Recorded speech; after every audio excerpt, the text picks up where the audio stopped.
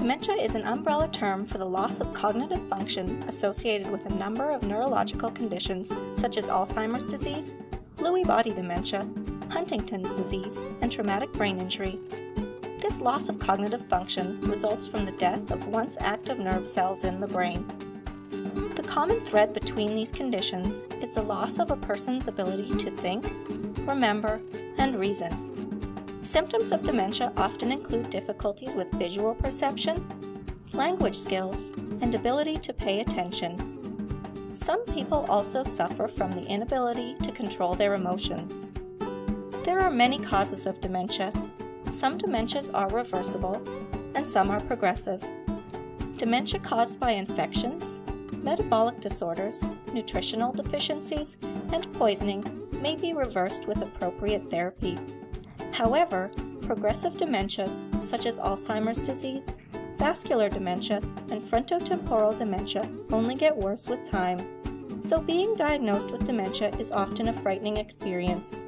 The diagnosis affects not only the patient, but also their families, loved ones, and caregivers.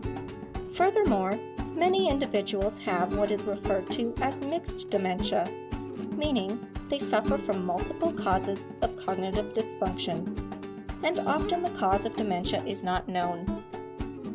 The major risk factor for dementia is age.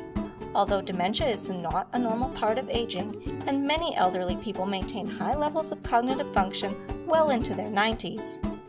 With an aging population in the US, the number of people suffering from dementia is currently increasing. That means healthcare costs on a national scale are significant. In 1992, the University of Michigan, supported by the National Institute on Aging and the Social Security Administration, launched the Health and Retirement Study to better understand all the variables contributing to dementia in the U.S. This study surveys more than 26,000 Americans over the age of 50 every 2 years.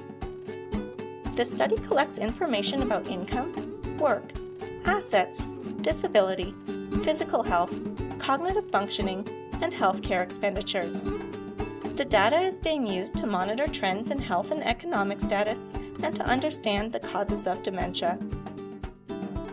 This data can help to inform policy decisions.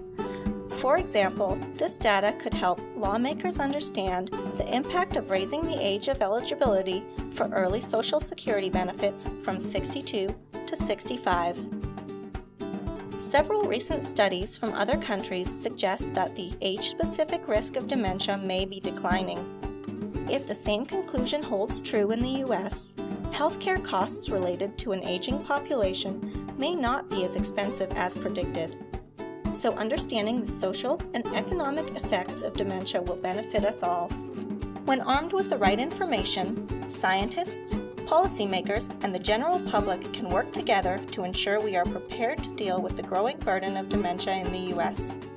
To guide us through this mountain of data, the Office of Behavioral and Social Sciences Research welcomes Dr. Kenneth Langa from the University of Michigan to speak about tracking the social and economic impact of dementia in the United States, using findings from the Health and Retirement Study.